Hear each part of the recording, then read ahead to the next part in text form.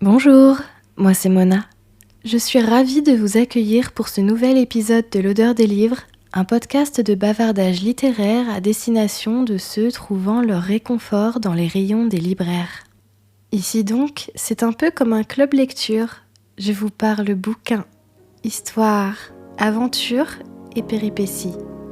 Chers lecteurs, chères lectrices, chers curieux, bienvenue dans ma bibliothèque.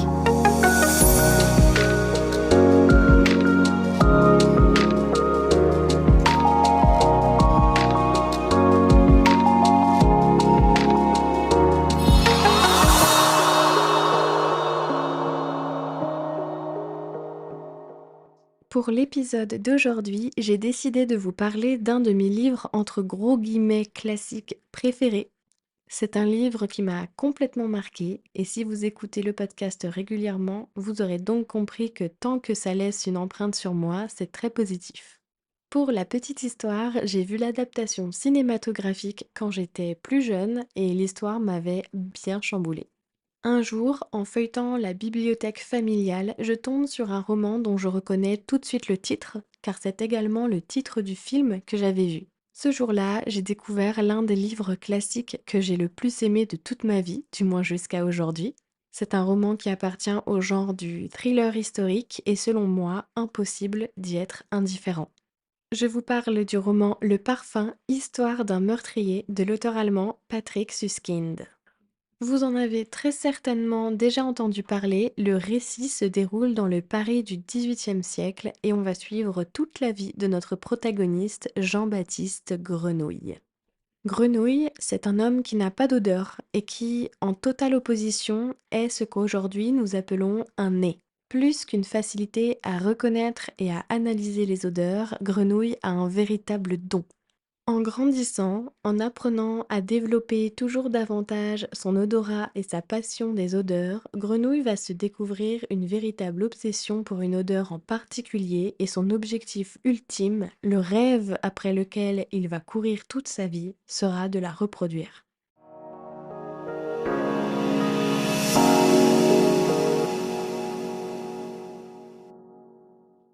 Je parle de classique en évoquant le parfum, mais la réalité, c'est qu'il est relativement contemporain. Il a été écrit en 1985. Quand je dis classique, c'est pour évoquer le fait que ce livre a profondément marqué une époque et très probablement deviendra une référence dans les décennies et peut-être même les siècles à venir. Ce qui est génial avec ce livre, c'est que les descriptions sont si précises qu'on a l'impression de vivre l'aventure aux côtés de Grenouille. On est littéralement jeté dans la France du XVIIIe siècle. Et ça peut être un peu violent car la vie de Grenouille depuis son atroce naissance est très violente. Il a une vie d'enfant assez épouvantable, ce protagoniste, et ceci n'est pas un spoil, il deviendra lui-même un jeune homme assez horrible. Et ne pensez pas qu'on vous parle d'odeurs sucrées et florales tout le long du récit, ça va beaucoup plus loin que ça. Les effluves nauséabondes du Paris du XVIIIe siècle, c'est quelque chose quand même. En tout cas, si comme moi vous avez une belle capacité de visualisation lorsque vous lisez, on arrive presque à sentir les odeurs décrites durant notre lecture, tant la plume est, encore une fois, précise. Il faut quand même aimer les descriptions, je tiens à le préciser. C'est un livre relativement graphique qui joue énormément sur les sens évidemment. Je peux affirmer que c'est une véritable expérience de lecture comme rarement on en croise. Mais je tiens à dire que ça peut être également choquant. Ça provoque des sentiments très forts, de la surprise, du frisson. C'est un livre à ne pas lire trop jeune, je crois.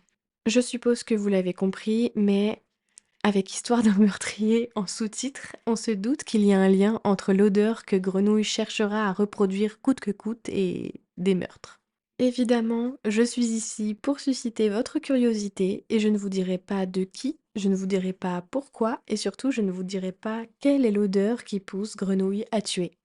Et tout le paradoxe de ce protagoniste, c'est que c'est aussi un immense artiste, un grand créateur, un nez de génie.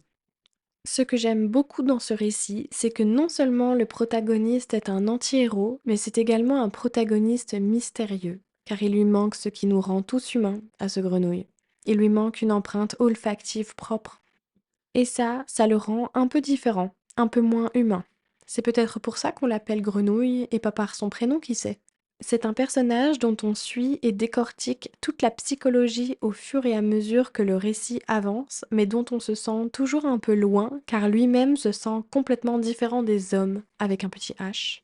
En plus, il se fait lui-même monstre de par ses actes morbides. Je dirais que c'est un personnage très ambivalent, plus que gris, très captivant et effrayant à la fois. Je passe maintenant au portrait chinois du livre. Si le parfum était une couleur, je dirais le orange.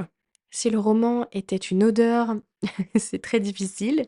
Le livre sent à la fois les fleurs fraîchement coupées et la pourriture la plus ignoble possible. Enfin, si le roman était une musique, je dirais le morceau issu de la bande originale du film adapté The Girl with the Plums.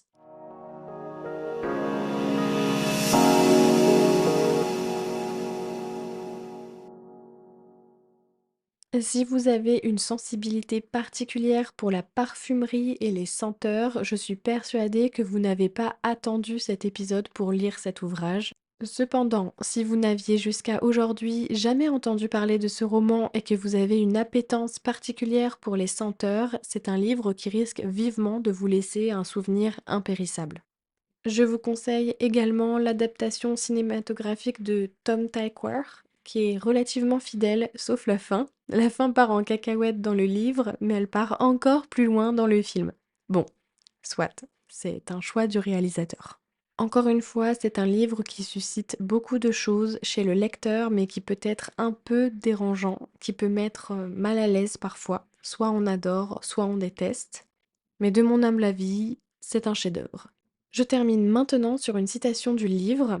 Il comprenait maintenant clairement pourquoi il s'était cramponné à la vie avec autant d'obstination et d'acharnement. Il fallait qu'il soit un créateur de parfums, et pas n'importe lequel, le plus grand parfumeur de tous les temps. L'épisode touche maintenant à sa fin. Merci beaucoup pour votre écoute. J'espère vous avoir donné envie de découvrir ce best-seller unique en son genre. À bientôt dans ma bibliothèque.